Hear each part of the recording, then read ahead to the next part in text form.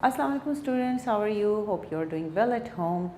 It's me Aram Khan and today we are going to learn about present continuous tense. Present continuous tense क्या होता है? इसके नाम से पता लग रहा है कि it shows the continuity of the present work. अभी जो इरा चल रहा है उसमें जो काम हो रहा है वो हम इस टेंस में शो करते हैं, इस टाइम पीरियड का जिक्र करते हैं प्रेजेंट कंटिन्यूस टेंस में। अच्छा, प्रेजेंट कंटिन्यूस टेंस हम लोगों को कैसे पता लगता है कि प्रेजेंट कंटिन्यूस टेंस है? इफ़ वी टॉक अबाउट कि मैं अभी क्या कर रही हूँ, I am teaching you, I am what I am doing, teaching you. तो ये अभी मैं ये काम कर रही हूँ, तो it's a continuous tense, it's a present tense. And which present tense? Continuous tense. Okay, इसकी फॉर्मेशन पे अगर हम जाएं तो फॉर्मेशन में हम लोग क्या करते हैं कि सबसे पहले हम लोग फॉर्म ऑफ वर्ब्स की तरफ जाते हैं। फॉर्म ऑफ वर्ब हम हमेशा कंटिन्यूस टेंस में फर्स्ट फॉर्म ऑफ वर्ब लगाते हैं। कौन सी फॉर्म ऑफ वर्ब लगाते हैं? First form of verb. और हमेशा जब आई एन जी का इस्तेमाल करते हैं, इसमें आई एन जी का जब इस्तेमाल करते हैं तो हम इसमें क्या बताते हैं? किसी काम की कंटिन्यूटी बताते हैं। जब हम किसी काम की कंटिन्यूटी में फर्स्ट फॉर्म ऑफ वर्ब के साथ आई एन जी लगाते हैं, कभी भी सेकंड या थर्ड फॉर्म के साथ आई एन जी नहीं आता, हमेशा फर्स्ट फॉर्म के साथ आता है। ठीक है, और इसके साथ हम लोग हेल्पिंग वर्ब्स यूज़ करते हैं। हेल्पिंग वर्ब्स कौन कौन से? इज़, आर या एम। इज़, आर, एम और हेल्पिंग वर्ब्स। हेल्पिंग वर्ब्स क्या होते हैं? ये हमें जो है मेन वर्ब को बताने में, टाइम पीरियड बताने में हेल्प करते हैं। जैसे अभी जो टाइम पीरियड है कंटिन्यूस टेंस है, तो कंटिन्यूस टेंस में मैं जो हेल्पिंग वर्ब यूज़ करूँगी इसका मतलब है वो प्रेजेंट टेंस है। अगर मैं इसकी जगह वॉज वर्ब यूज़ करती हूँ तो वो पास्ट टेंस की बात हो जाएगी। लेकिन क्योंकि हम लोग helping verb is, are, am यानी फर्स्ट फॉर्म या base form of verb use कर रहे हैं, तो इससे हमें पता लग रहा है कि ये I am talking about present. And I N G से हमें पता लग रहा है कि ये कंटिन्यूस टेंस है। ठीक है, इसकी formation of verb, formation of sentence क्या होती है कि अफर्मेटिव में हम लोग सबसे पहले सब्जेक्ट जो काम कर रहा है उसकी बात करते हैं, फिर इज़, आर या एम का इस्तेमाल करते हैं। इज़ हम कब यूज़ करते हैं? जब हम थर्ड पर्सन सिंगुलर की बात करते हैं। थर्ड पर्सन सिंगुलर, मैं बात कर रही हूँ, I am the first person, you are the listener, you are the second person, and to whom we are talking about, the thing we are talking about or the era we are talking about, if it's singular, it's a third person singular, हम is लगाएंगे। अगर हम plural की बात करते हैं तो हम आर लगाएंगे। हमेशा आई के साथ एम आता है। आई के साथ ना इज आता है ना आर आता है, आई के साथ हमेशा एम आता है। फिर फर्स्ट फॉर्म ऑफ वर्ब लगाएंगे क्योंकि हेल्पिंग वर्ब के फ़ौरन बाद मेन वर्ब आता है। There is nothing in between. ठीक है, हेल्पिंग वर्ब के फ़ौरन बाद क्या आता है? Main verb. मेन वर्ब के साथ हम लोग आई एन जी का यूज़ करते हैं और फिर ऑब्जेक्ट जिस चीज़ पे काम हो रहा होता है हम उसकी बात करते हैं। और अगर हम नेगेटिव में जाएं तो नेगेटिव में सब्जेक्ट के बाद इज़ या आर या एम डिपेंड करता है ऑन द सब्जेक्ट कि सब्जेक्ट सिंगुलर है या प्लूरल है।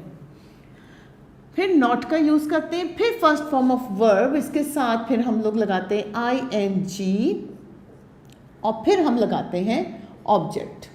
ठीक है, और अगर हम लोगों को ये नेगेटिव के लिए, और अगर हम लोगों को इंट्रोगेटिव बनाना हो तो इंट्रोगेटिव में हम लोग क्या करते हैं कि जो हमारा हेल्पिंग वर्ब्स हैं उसको हम लोग पहले ले आते हैं। और इफ़ हेल्पिंग वर्ब से पहले हम लोगों ने कोई क्वेश्चन पूछा है तो वो क्वेश्चन वर्ड पहले आ जाएगा और इसके बाद इज़, आर, एम का वर्ड आएगा और फिर सब्जेक्ट, फिर form of verb plus I N G, form of verb plus और इसके साथ आ जाएगा आई एन जी और इसके बाद object.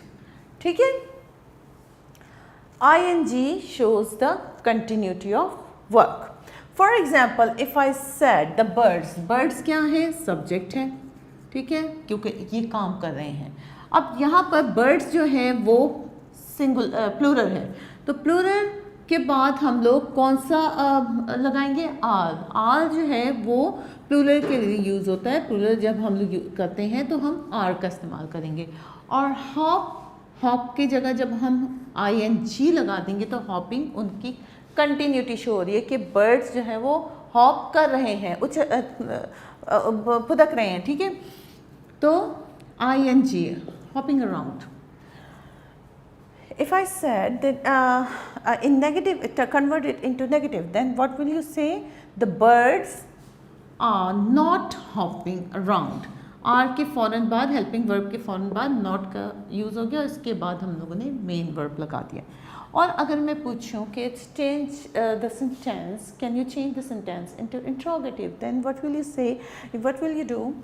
You will just put the helping verb first and then the subject, और फिर इसके बाद the rest of the sentence will remain same.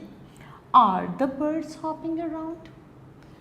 इसी तरह अगर हम सिंगुलर थर्ड पर्सन की बात करते हैं, फॉर एग्जाम्पल शी और अलीज़ा, और if you talk about Uzma, any other girl or boy or any other animal, हम उसकी बात करते हैं तो हम इट के साथ इस का इस्तेमाल करेंगे because the subject is singular. क्या है सब्जेक्ट? सिंगुलर. जब सब्जेक्ट सिंगुलर होगा तो हम इसका यूज़ करेंगे. She is combing. कॉम्बिंग जो है ing लग जाएगा तो combing her hair. She is not combing her hair. Is she combing her hair? ठीक है, यहाँ पे हेल्पिंग वर्ब पहले आ गया, सब्जेक्ट बाद में आ गया, और इसके बाद rest of the sentence will remain same. और यहाँ पर शी इज़ के फ़ौरन बाद नॉट का इस्तेमाल आया और ing. अगर मैं इसको अपने ऊपर लेके जाऊँ आई, तो आई के साथ कौन सा मैंने हेल्पिंग वर्ब बताया? एम. कौन सा? Am. I am reading a book. यहाँ पे I am reading a book, मैं किताब पढ़ रही हूँ. I am not reading a book, मैं किताब नहीं पढ़ रही हूँ. और जब मैं इंट्रोगेटिव में करूँगी तो am I reading a book, क्या मैं किताब पढ़ रही हूँ. यहाँ पे हम लोगों को जो हेल्पिंग वर्ब है उनसे पता लग रहा है कि ये प्रेजेंट टेंस है, और ing से पता लग रहा है कि it's a present continuous tense. ठीक है, is, are, am, was, were, would, could, might, do, does, all these are helping verb which help the main verb to tell which is the time period it's going through. ठीक है, I hope इसकी आपको समझ में आई होगी. अच्छा, best way ये होता है टेंसेस के लिए कि आप कोई भी जब आप रीडिंग करते हैं या आप कोई भी स्टोरी पढ़ते हैं तो उसमें आप देखें कि कौन सा वर्ब, कौन सा टाइम पीरियड की बात हो रही है या कौन सा जो वर्ब है वो यूज़ हुआ है. अगर तो वो प्रेजेंट वर्ब यूज़ हुआ है तो आप उससे पहले देखिए हेल्पिंग वर्ब कौन सा लगा हुआ है. अगर हेल्पिंग वर्ब जो है वो पास्ट में है या प्रेजेंट में है, इसका मतलब है या तो अगर पास्ट में तो वो पास्ट की बात हो रही है, और अगर प्रेजेंट में तो वो प्रेजेंट की बात हो रही है. इसी ना बुक में आप देखें कि कौन सा पार्ट ऑफ स्पीच है, कितने नाउन्स यूज़ हुए हैं, तो ये आपकी बेस्ट ग्रामर प्रैक्टिस होती है. ठीक है, I hope you understand. Another part of speech that is adjective. What is adjective? Adjective is the word which describe noun. जो भी नाउन की क्वालिटी है उसको बयान करता है वो एडजेक्टिव कहलाता है. For example, I said, when I said that I went to a beautiful place, तो वो जो प्लेस है वो कैसी है? ब्यूटीफुल है. प्लेस इज़ अ नाउन, और जो ब्यूटीफुल है वो उसका एडजेक्टिव कहलाएगा जो उसकी क्वालिटी बयान कर रहा है. For if I said I have one thumb, मेरे पास एक अंगूठा है, तो मेरी अंगूठे की क्वालिटी क्या है? I have one. तो वन जो है वो एडजेक्टिव कहलाएगा. द बोर्ड इज़ वाइट, इसकी क्वालिटी क्या है बोर्ड की? The board is white. तो ये वाइट जो है इसकी क्वालिटी होगी और दैट्स कॉल्ड एडजेक्टिव. एडजेक्टिव के आगे से डिग्रीज होती हैं. ठीक है, जो डिग्रीज होती हैं वो कौन सी होती है? एक तो उसकी बेस फॉर्म होती है एडजेक्टिव, इसकी फिर एक कंपैरेटिव डिग्री होती है, एक सुपरलेटिव डिग्री होती है. कंपैरेटिव डिग्री क्या होती है? Comparative degree when we compare something with another. मैं कहूँ this pen is more smaller than yours, तो जो स्मॉलर होगा वो कंपैरेटिव डिग्री होगी. I am comparing the one pen with another, तो ये कंपैरिजन होगा. This is the smallest. तो जब मैं स्मॉलेस्ट की बात करूँगी तो मैंने उसमें ओवरऑल सब में एक को चूज़ किया, दैट्स कॉल्ड सुपरलेटिव डिग्री. ठीक है, जब हम दो चीज़ों को कंपेयर करेंगे कंपैरेटिव, और जब हम ओवरऑल एक सिलेक्शन देंगे तो वो कहलाएगी सुपरलेटिव डिग्री। ठीक है, इसमें भी रेगुलर और इरेगुलर होती हैं। रेगुलर कौन सी होती है? जिसको हम लोग जो है वो ER या EST लगा के हम लोग, या मोर या मोस्ट लगा के हम लोग उसके कंपैरेटिव और सुपरलेटिव डिग्री बना लेते हैं। ठीक है, ये एडजेक्टिव होते हैं, ये कंपैरेटिव होते हैं, और ये सुपरलेटिव। ठीक है, टॉल, टॉलर, टॉलेस्ट, ER लगा के हम कंपैरेटिव बना देते हैं, और EST लगा के हम लोग सुपरलेटिव बना देते हैं। लेकिन बाज़ जो होते हैं उनको हम लोग मोर या मोस्ट के तौर पे भी यूज़ है, वो भी मैं आपको बताती हूँ कि वो मोर और मोस्ट हम लोग कब यूज़ करते हैं। हम पहले रेगुलर इरेगुलर के बारे में पढ़ लें। इरेगुलर कौन से होते हैं? जिसके हम लोग टोटली स्पेलिंग ही चेंज कर देते हैं, जैसे गुड, बेटर एंड बेस्ट। ठीक है, मैं गुड, गुडर, गुडेस्ट नहीं बोलूँगी। ठीक है, इसको हम लोग, ये इसकी बेस फॉर्म है एडजेक्टिव, ये कंपैरेटिव डिग्री और ये सुपरलेटिव डिग्री। इसी तरह bad, worse, worse, comparative degree और ये superlative degree. Little, less, least, ये क्योंकि इसकी टोटली इनके स्पेलिंग्स ही चेंज हैं तो हम इसको इरेगुलर फॉर्म ऑफ एडजेक्टिव कहेंगे। अच्छा जी, बाज़ होते हैं हम लोग उनके साथ ER लगा के हम लोग उसकी कंपैरेटिव डिग्री बना देते हैं, और बाज़ जो होते हैं उनके साथ EST लगा के हम लोग उनकी सुपरलेटिव डिग्री बनाते हैं। लेकिन कुछ सेंटेंसेस ऐसे, कुछ वर्ड्स ऐसे होते हैं जिसको हम लोग मोर या मोस्ट करते हैं। मोर कंपैरेटिव डिग्री में यूज़ करते हैं और मोस्ट जो होते हैं वो सुपरलेटिव डिग्री में यूज़ करते हैं। कैसे? जब हमने ER का यूज़ करना होता है तो हम लोग क्या करते हैं? जब हमारे पास वन सिलेबल वर्ड या two syllable word if ends with vowel sound. For example, syllable क्या होते हैं? सबसे पहले सिलेबल होते हैं वॉवल साउंड। एक जो आप वर्ड अटर कर रहे हैं उसमें कितनी वॉवल साउंड्स आ रही हैं, that's called syllable. For example, I said easy, easy, इसमें दो वॉवल साउंड आ रही, ईजी। ठीक है, इसमें दो वॉवल साउंड आ रही है। ठीक है, तो मैं इसको जब हमारे पास, अगर हमारे पास वॉवल साउंड पे आउट के एंड करें, क्योंकि सिलेबल जो होते हैं हमेशा साउंड्स होती हैं, स्पोकन में हम लोग इसको जो है लेके जाते हैं, यूज़ करते हैं। तो मैं इसके सामने, मैं इसकी जब कंपैरेटिव डिग्री बनाऊंगी तो मैं करूंगी, और ये अगर Y एंड के किसी भी स्पेलिंग के एंड में Y आ रहा होगा तो मैं Y को I की जगह कन्वर्ट कर दूंगी और ER लगा दूंगी, तो इसकी कंपैरेटिव डिग्री हो जाएगी। और जब मैं इसकी सुपरलेटिव डिग्री बनाऊंगी तो ये मैं ईजीएस्ट, ठीक है, Y को हटा के मैं I लगा दूंगी। जब भी कोई स्पेलिंग Y से एंड हो रही होती है तो हम लोगों ने जब उसकी कंपैरेटिव डिग्री बनानी होती है और सुपरलेटिव डिग्री बनानी होती है तो we omit the Y and हम लोग उसकी जो साउंड वॉवल होता है हम उसको लगा देते हैं। ठीक है, नैरो, नैरो, ओ की वॉइस आ रही है, नैरो।